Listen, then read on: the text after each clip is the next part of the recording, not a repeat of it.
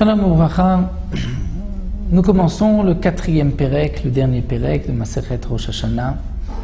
La première Mishnah, Yom Tov Shel Rosh Hashanah Shechal Yot Bashabbat. Nous savons que le jour de Rosh Hashanah, comme c'est marqué dans la Torah, nous avons la mitzvah, l'obligation de sonner le shofar. Mais si Rosh Hashanah tombe un jour de Shabbat, les Chachamim ont interdit de sonner le shofar malgré l'obligation de la Torah. Les Chachamim ont cette possibilité de nous empêcher, entre guillemets, d'accomplir la mitzvah de la Torah, parce que la Torah a donné cette force aux sages, aux Chachamim, de décider de mettre des barrières.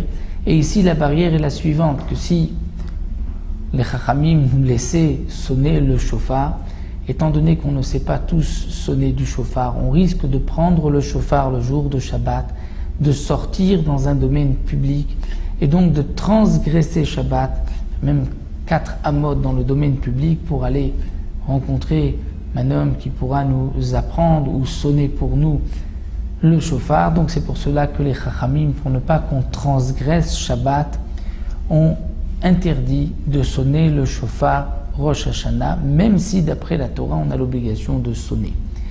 C'est donc pour cela que les Chachamim n'ont pas interdit dans le Bet Hamikdash. Donc Bamikdash Ayu Tokim. Étant donné que dans le Bet Hamikdash il n'y avait pas d'interdiction de Rabbanan, les Chachamim n'ont pas appliqué leurs interdictions dans le Bet Hamikdash même. Donc Yom Tov de Rosh Hashanah qui tombe un Shabbat, en dehors du Bet Hamikdash on ne sonnait pas du shofar. Dans le temple, dans le Bet Hamikdash, on sonnait du shofar. Aval donc l'Obamdina, mais pas dans le pays. Après certains, c'est-à-dire dans Yerushalayim, on pouvait sonner, mais dans les autres villes d'Eretz Israël, on ne pouvait pas sonner. D'après d'autres, même Yerushalayim faisait partie de la Médina du pays, donc ce n'était que dans le Bet Hamikdash, mais pas dans Yerushalayim. Mishecharav Bet Hamikdash, lorsque le Bet Hamikdash a été détruit, Etkin Rabban Yochanan ben Zakkai. Rabban Yochanan Zakkai a institué Shiutokim bechol makom sheish bo bedin, que même lorsque Rosh Hashanah tombe un Shabbat, on va quand même sonner le shofar, même si on ne sonnera pas dans toutes les synagogues, mais au moins dans tout endroit où se trouve un bedin. Même si le bedin n'est pas fixe dans cet endroit-là, il n'était que de passage, on pourra sonner étant donné qu'il y a un bedin. Et donc c'est un bedin qui va faire attention, bien sûr, puisqu'ils sont compétents, ils connaissent la halachot, un tribunal, ils vont faire attention de ne pas sortir le shofar dans la rue, donc il n'y aura pas de transgression.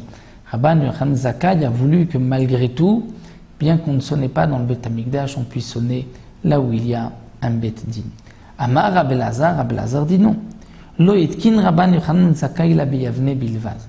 Rabban Yochanan Zakkai n'a pas institué que l'on sonne dans n'importe quel tribunal, mais uniquement à Yavne. À l'époque, après la destruction du Bet Hamikdash, le grand Sanhédrin, le Sanhédrin Agadol, se trouvait dans la ville de Yavne, et donc c'est là-bas que l'on sonnait du shofar, mais dans les autres Bet Din, même c'est des Bet Dinim de 23, comme c'est marqué dans Masechet Sanhédrin, qu'il y a des Bet Din de 23 et un grand Bet Din de 71.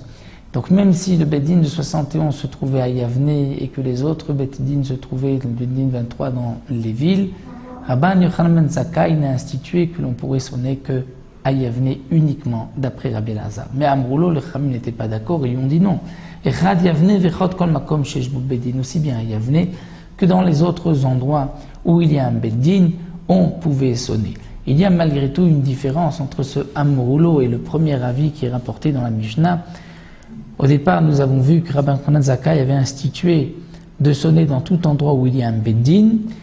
Ensuite, on a vu l'avis de Rabbi Elazar que c'est uniquement à Yavne. Là, on retrouve un troisième avis à Yavne ou dans tout endroit où il y a un bedin. Donc, ça reprend en vérité le premier avis. La Gemara explique, et le Barthénoura nous le rapporte aussi, c'est qu'il y a quand même une différence. C'est que d'après le premier Tana mentionné dans la Mishnah, même si le bedin était de passage dans cette ville, on pouvait sonner. Alors que d'après le Amroulo, les Chachamim qui ont répondu à Rabbi Elazar, c'est uniquement si le bedin était fixe dans cette ville qu'on pouvait sonner. Donc la halakha est comme ce Amroulo, c'est-à-dire aussi bien à Yavne, mais aussi bien dans tout Beddin de 23 qui était fixe dans les villes ont sonné le chauffard après la destruction du Beth Amikdash. Donc comme nous l'avons vu, Minatora, nous avons l'obligation de sonner le chauffard, peu importe si c'est Shabbat ou un jour de semaine. C'est une interdiction des Chachamim de sonner le Shabbat pour ne pas qu'on arrive à transgresser Shabbat, ce qui est le cas aussi pour le Lulav. Lorsque le premier jour de Sukkot tombe un Shabbat, les Chachamim ont interdit de prendre le Lulav de peur qu'on va le transporter dans la rue. Donc c'est pour cela que les Chachamim ont interdit, mais les Chachamim dans le Beth Amikdash et dans les Baté Dinim, dans les tribunaux, n'avaient pas interdit. C'est pour la première Mishnah. On poursuivra dans la deuxième Mishnah avec aussi Yerushalayim et Yavne, comme nous le verrons par la suite.